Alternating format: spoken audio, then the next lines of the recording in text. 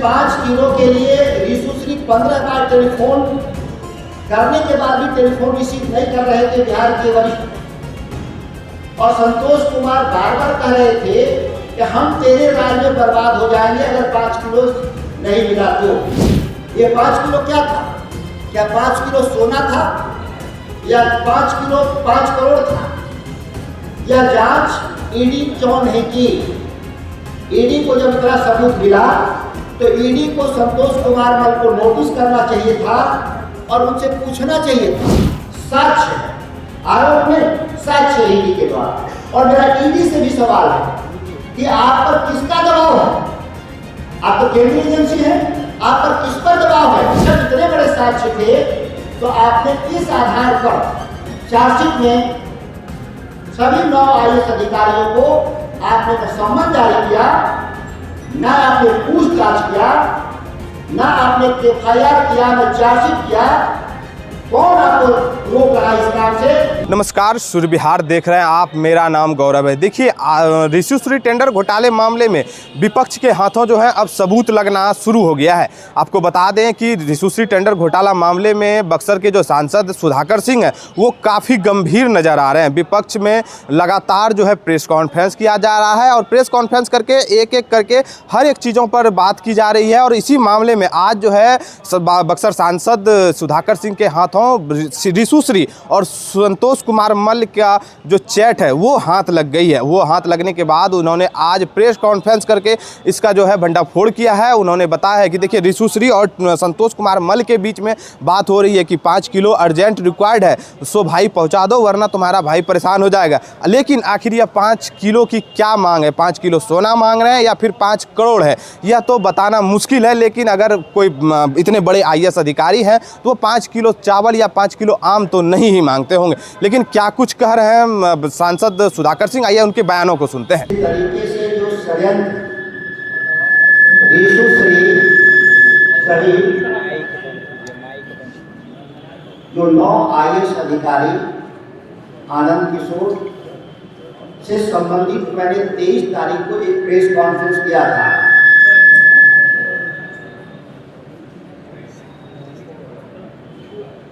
तारीख को एक प्रेस कॉन्फ्रेंस मैंने किया था जिसका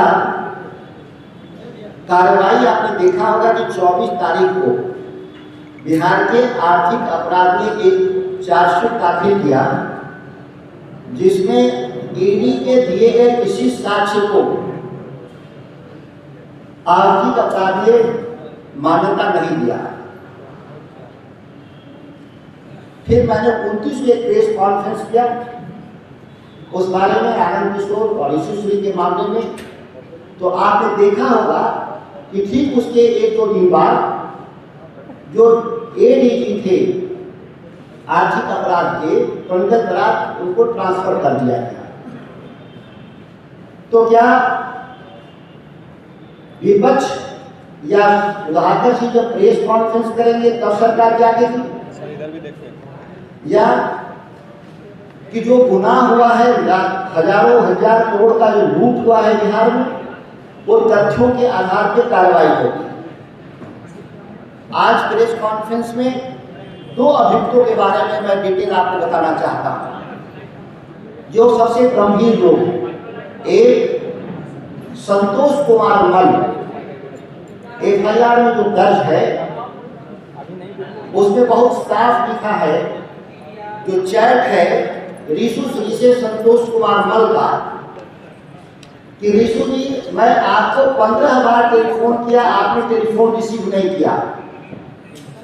हमको ऊपर से बहुत दबाव है, 5 किलो तत्काल अगर हमको नहीं आप भेजेंगे तो हमारा स्थिति बहुत खराब है, तेरे राज में भाई हम बर्बाद हो जाएंगे।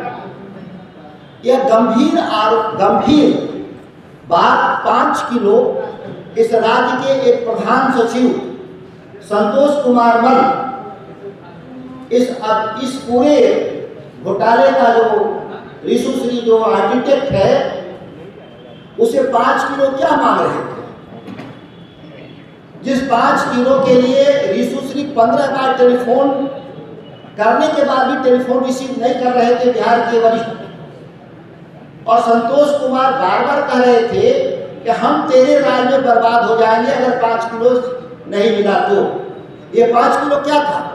क्या 5 किलो सोना था या 5 किलो 5 करोड़ था? या जांच ईडी क्यों नहीं की?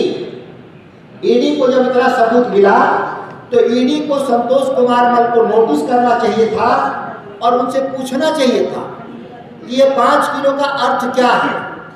दूसरी बात पूछना चाहिए था कि 15 बार टेलीफोन क्यों आपने किया रिसूसरी को, और पूछना चाहिए था किसका दबाव है। वो 5 किलो सामान किसके पास पहुंचाना था? वो 5 किलो सोना भी हो सकता है, 5 करोड़ भी हो सकता है। वो किसके पास पहुंचाना था? वो कौन आदमी था? अधिकारी थे कि नेता थे?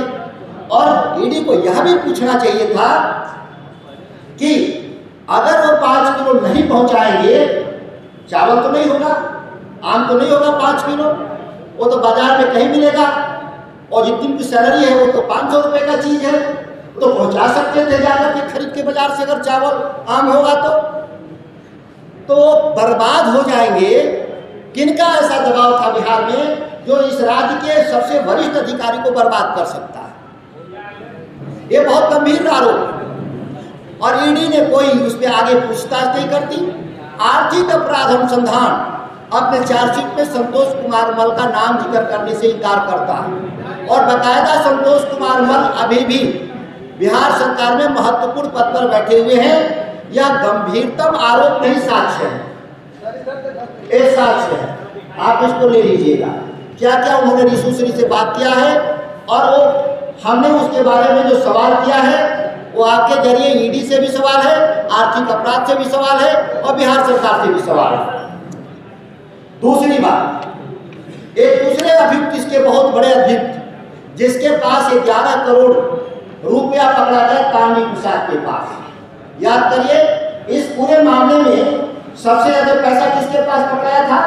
11 करोड़ कैश तारनी प्रसाद के पास। वो मुख्य अभियंता थे भवन निर्माण में उत्तर के और वो रिटायर कर गए थे।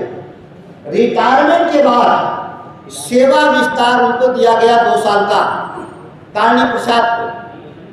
मैंने पिछली बार भी प्रेस कॉन्फ्रेंस में कहा था कि चारा घोटाले में आदरणीय लालू प्रसाद जी को कोर्ट ने इस आधार पर दंड दिया कि उनके खिलाफ सबूत था कि उन्होंने एक अभियुक्त का, जो चारा घोटाले का अभियुक्त अधिकारी था, उसका उन्होंने सेवा विस्तार दिया विभागीय प्रस्ताव पर। जब तारनी प्रसाद जैसा भ्रष्ट आदमी, जब इतना भी 11 करोड़ जिसके घर में मिला, उसका सेवा विस्तार किसने दिया? यह जांच क्यों नहीं हुआ? पूछताछ क्यों नहीं हुआ? उस सेवा विस्तार की फाइल पर कौन कौन अधिकारी मंत्री ने दस्तखत किया, क्यों नहीं हुआ? मैं आपको जानकारी दे दूं, जब सेवा विस्तार का प्रस्ताव तारनी प्रसाद का विभाग में चर्चा हुआ तो विभाग का ज्वाइंट सेक्रेटरी स्थापना ने कहा कि हम तारनी प्रसाद के फाइल को हम आगे नहीं बढ़ाएंगे, हम उनके खिलाफ अपने फाइल में नोटिंग करेंगे। अब सवाल पैदा होता है कि जो ज्वाइंट सेक्रेटरी स्थापना था, जिसने मना कर दिया कि हम तारनी प्रसाद के सेवा विस्तार को हम बढ़ाएंगे आगे फाइल, उसको कुमार रवि तत्कालीन भवन सचिव रातों रात स्थापना के ज्वाइंट सेक्रेटरी को बदल देता है। अपने चिट्ठी से एक नया व्यक्ति स्थापना का ज्वाइंट सेक्रेटरी बनवाता है और उससे फाइल को आगे बढ़वा करके अपने अप्रूवल देते हुए कुमार रवि, जो अभी स्वास्थ्य सचिव है, उसने जो तत्कालीन मंत्री थे जयंत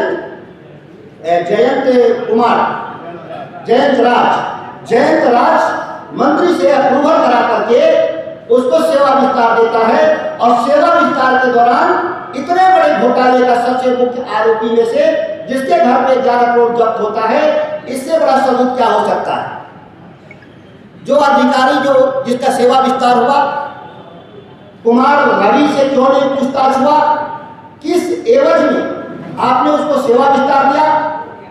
आपके ऊपर कौन दबाव बनाया? मंत्री को भी पूछना चाहिए था ईडी को बुला करके कि आपने फाइल पे कैसे दस्तखत किया।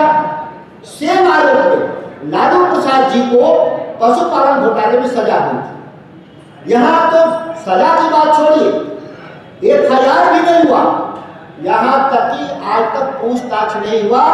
इससे बड़ा कोई षड्यंत्र इस पूरे मामले में नहीं हो सकता है। सेवा विस्तार का बहुत महत्वपूर्ण है। किसने सेवा विस्तार उनको दिया कौन? कुमार रवि ने।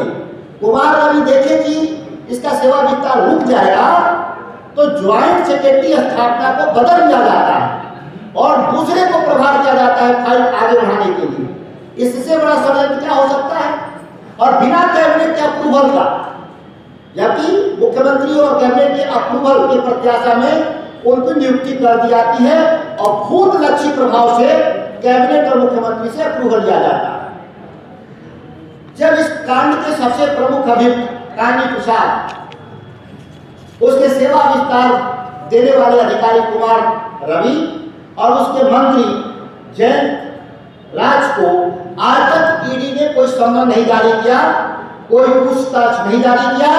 इतने बड़े मामले में सबसे आश्चर्यजनक है और जो आरोप है और जो लगातार इसमें सबूत है, जिसको बारे में मैंने आपको जिक्र नहीं किया, ये अपने आप में चौंकाता है कि ईडी आखिर और आर्थिक अपराध अनुसंधान विभाग किसके कहने पर ऐसे अपराधियों को बचाने का काम कर रहे हैं, जिसमें 262 करोड़ घूस लेने का साक्ष्य है, आरोप में साक्ष्य है ईडी के द्वारा। और मेरा ईडी से भी सवाल है कि आप पर किसका दबाव है?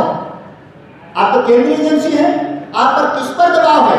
इस पूरे मामले को आप ठंडे पत्ते में डाल दिए, आगे आपने कोई पूछताछ और कार्रवाई नहीं किया। और आर्थिक अपराध अनुसंधान विभाग से यह हमारा सवाल है कि जब इतने बड़े साक्ष्य थे तो आपने किस आधार पर चार्जशीट में सभी 9 IAS अधिकारियों को आपने न सम्मन जारी किया, न आपने पूछताछ किया, न आपने FIR किया, न चार्जशीट किया? कौन आपको रोक रहा है इस काम से? ये हमारा 2 वरिष्ठ अधिकारियों पर ये हमारे जो डॉक्यूमेंट और साक्ष्य हैं, जिसको हमने विस्तार से आपको बताया भी। और कोई इससे संबंधित अगर कोई विशेष सवाल हो तो आप कर सकते हैं।